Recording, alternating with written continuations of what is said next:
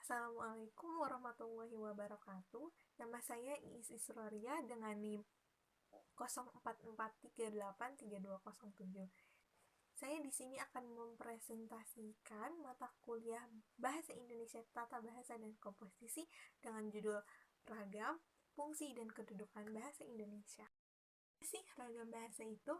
Ragam bahasa adalah variasi berbahasa yang digunakan oleh golongan tertentu pada suatu wilayah.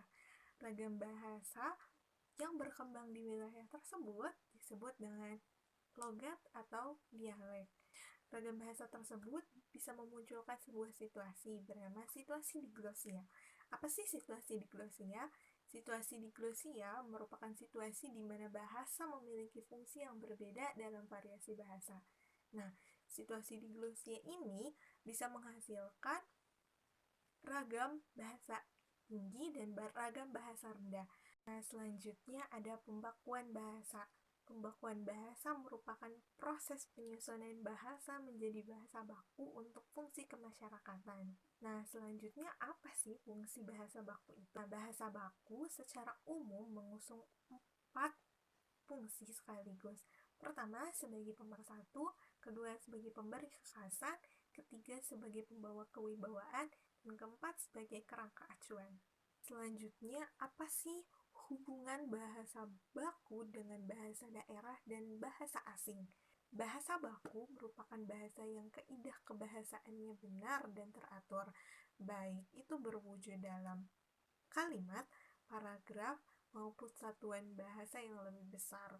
Nah, bahasa Indonesia sendiri masih menyerap bahasa asing dan bahasa daerah untuk memperkaya bahasanya.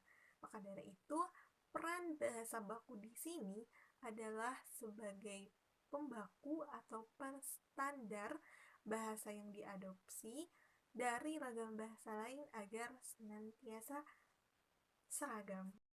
Dalam lingkungan, bahasa pasti memiliki fungsinya masing-masing.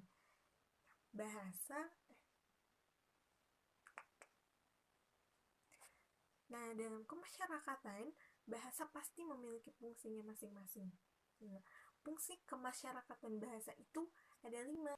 Yang pertama, fungsi bahasa sebagai bahasa resmi kenegaraan dan kedaerahan. Fungsi yang kedua adalah sebagai bahasa perhubungan luas. Fungsi yang ketiga adalah sebagai bahasa pendidikan formal.